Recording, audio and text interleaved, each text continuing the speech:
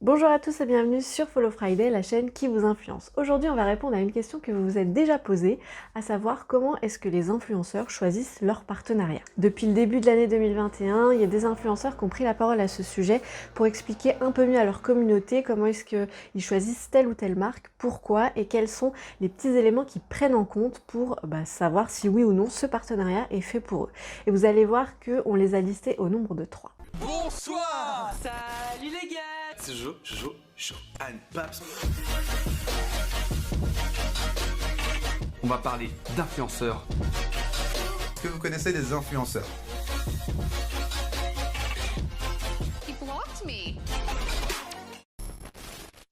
Alors déjà, avant de commencer, il faut savoir que tous les partenariats qui sont soumis aux influenceurs ne sont pas tous acceptés. Pourquoi? Parce que l'influenceur a décidé de faire un choix pour éviter de polluer un petit peu ses réseaux sociaux avec trop de partenariats. Et quand quand il reçoit une demande de partenariat dans ses mails, il prend l'habitude de bien lire ce qu'on lui propose et regarde quelques éléments, à savoir quelle est la marque, quel est le type de partenariat, est-ce qu'il y a ou non une rémunération, et puis quel est le message entier de la campagne que la marque souhaite faire passer. Ça, c'est les éléments qu'il prend généralement régulièrement en compte. Mais en 2021, il y a quelques petites autres choses qui viennent se rajouter pour savoir comment choisir, comment savoir quand on est un influenceur, si ce partenariat est intéressant pour moi ou non. Et comme je vous le disais, on les a listés sous 3 catégories. La première catégorie, elle concerne les abonnés. Et oui, il faut savoir que les influenceurs, sans leur communauté, ils ne seraient pas grand-chose. Parce que c'est pour ça que les marques les sollicitent, pour faire passer des messages, pour les transmettre à leurs abonnés, qui sont vus pour les marques comme des clients cibles. Donc, sans abonnés, ils ne sont rien, sans taux d'engagement, sans engagement sur leur publication, ils ne sont pas grand-chose. Donc c'est pour ça que ce que partagent leurs abonnés, leur opinion, leur avis, sont généralement pris en compte. Et pour que vous compreniez un petit peu mieux là où je veux en venir, je vais prendre quelques exemples. Au tout début de l'année, il y a la Instagrammeuse Ludivine qui a choisi de faire une FAQ sur son métier de créatrice de contenu. Il y a plusieurs de ses abonnés qui lui ont demandé pourquoi est-ce que dans le courant d'un même mois, tu fais la mise en avant de plusieurs marques. Pourquoi est-ce que tu choisis de collaborer avec différentes marques qui sont un petit peu concurrentes? Quel est l'intérêt pour toi et surtout pour la marque? Et quand elle a lu ce commentaire-là, elle a répondu que en fait c'est pas elle qui choisit, mais c'est les marques qui choisissent le moment le plus opportun pour elle pour communiquer, et puis c'est à elle ou non de l'accepter. Et donc elle a décidé que durant le mois écoulé, elle allait choisir une marque par thématique pour éviter de présenter 2 marques de shampoing dans le même mois, pour ainsi permettre à sa communauté de découvrir chaque mois une nouveauté et une marque qui pourrait les convenir. L'autre exemple que je voulais vous partager, c'est l'exemple de Guillaume Bruchon et de Sony. Il y a quelques temps, ce youtubeur a décidé de faire une vidéo à sa communauté pour lui expliquer pourquoi est-ce qu'il avait décidé de mettre un terme à son partenariat avec Sony. Alors je ne vais pas vous résumer la vidéo, je vous la mettrai en barre d'infos pour que vous puissiez aller la voir, mais dans cette vidéo, Guillaume Bruchon explique que si il a mis un terme à ce partenariat avec Sony, il y avait aussi ses abonnés en étaient en partie la cause, puisque à chaque fois qu'il présentait des produits Sony, sa communauté devenait un petit peu de plus en plus, le soupçonnait un petit peu de plus en plus de pas être assez naturel, authentique, de pas présenter vraiment le produit sous ses différents angles et surtout de ne pas donner les parties un peu négatives des produits qu'il présentait. En partant de ce constat-là, que sa communauté ne lui faisait plus confiance dans ce qu'il présentait, elle a décidé de mettre un terme à ce partenariat qui durait depuis 3 ans. Dans cette partie, l'idée que je vais vous faire passer, c'est que la communauté des influenceurs est très intéressante pour la marque, mais elle l'est aussi pour les influenceurs. Donc c'est pour ça qu'ils vont prendre en compte ce que leur disent leur communauté, et c'est pour ça que certaines fois, ils vont dire non à un partenariat, parce que leur communauté n'attend pas ça d'eux, parce que le message qui est véhiculé par la marque, ne correspond pas à ce que attendent les abonnés de l'influenceur qu'ils suivent. Quelquefois, c'est un petit peu dur de doser entre l'envie de l'influenceur et l'envie de sa communauté. Parfois, c'est pour ça qu'il se perd un peu, qu'il se remet vachement en question, mais il faut vraiment savoir que la communauté pour un influenceur, c'est vraiment quelque chose qu'il a de très précieux et qui va jamais aller à l'encontre de son avis ou à l'avis opposé de ce qu'elle souhaite. Pour le deuxième point, on en a déjà parlé, ça concerne les valeurs. Il faut savoir qu'aujourd'hui, les créateurs de contenu prennent davantage position sur les messages qu'ils souhaitent transmettre, à savoir le message body positive, respectueux de l'environnement ou d'autres messages concernant peut-être le féminisme également. C'est des messages qui vont mettre en valeur mettre en avant sur leurs réseaux sociaux, et ce qui va permettre à leur communauté de s'identifier à eux, de s'identifier aux messages qu'ils partagent. Et quand ils choisissent un partenariat, ces valeurs qu'ils ont dans le coin de la tête et qui partagent partagent quotidiennement à leur communauté, c'est quelque chose auquel ils vont se rattacher. Si la marque ne partage pas du tout les mêmes valeurs, par exemple, la marque contacte un influenceur qui est vraiment respectueux de l'environnement et elle, c'est une marque qui fait pas du tout attention à ça, ou c'est pas quelque chose qu'elle prône dans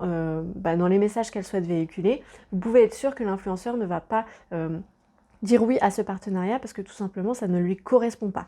Donc les valeurs qui sont véhiculées par les marques doivent correspondre également aux valeurs qui sont véhiculées par les influenceurs. Et donc une marque qui véhicule les mêmes valeurs qu'un influenceur a tout à gagner à collaborer avec un influenceur qui partage les mêmes messages. C'est pour ça que quand une marque choisit un influenceur avec qui elle souhaite travailler, il faut qu'elle fasse attention au contenu, mais il faut aussi qu'elle fasse attention aux valeurs qui sont véhiculées par l'influenceur. Sinon, si ça ne correspond pas du tout, si ça ne matche pas, vous pouvez être sûr que la campagne de marketing d'influence, le partenariat qui va être organisé, va avoir aucun effet parce que dans la communauté, ça intéresse personne et puis l'influenceur n'est pas habitué à partager ce genre de message, donc ça va être un petit peu bizarre de faire cette mise en avant là. Et le troisième point dont je voulais vous parler, ça concerne aussi tous ces influenceurs qui ont décidé de ne pas faire de partenariat, parce qu'il faut savoir que les créateurs de contenu, certains vivent de leur partenariat, mais certains ont trouvé d'autres moyens de monétiser leur création de contenu pour éviter au maximum de faire des partenariats. Et en 2021, ils sont de plus en plus nombreux.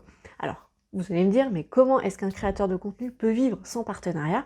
Vous allez voir qu'il y a plusieurs solutions qui s'offrent à lui. La première, c'est est-ce qu'il est youtubeur ?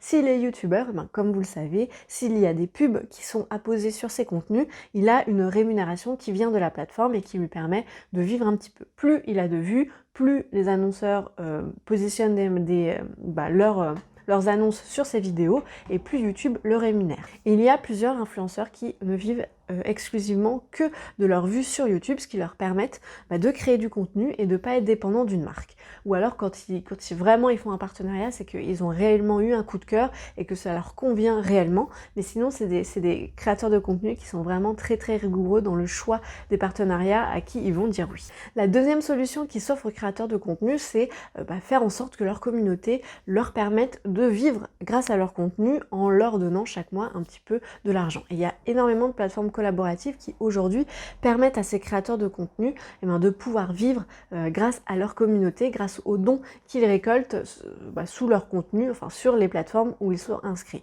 Et généralement, ces plateformes-là sont disponibles dans leur bio, que ce soit sur Instagram ou que ce soit sur YouTube, et leur communauté peut librement leur donner de l'argent, leur faire un don, que ce soit des toutes petites sommes ou des très grosses sommes, mais mises bout à bout, certains arrivent à se dégager une jolie petite somme à la fin du mois qui tourne autour de 200-500 €, ce qui leur permet de vivre et ce qui leur permet également de créer du contenu sans avoir à solliciter des marques et sans avoir à dire oui à des partenariats avec qui ils ne sont pas forcément très à l'aise. Et la troisième solution qui peuvent s'offrir à eux, ça concerne plus spécifiquement les vidéastes et les youtubeurs, c'est de faire appel à l'aide du CNC.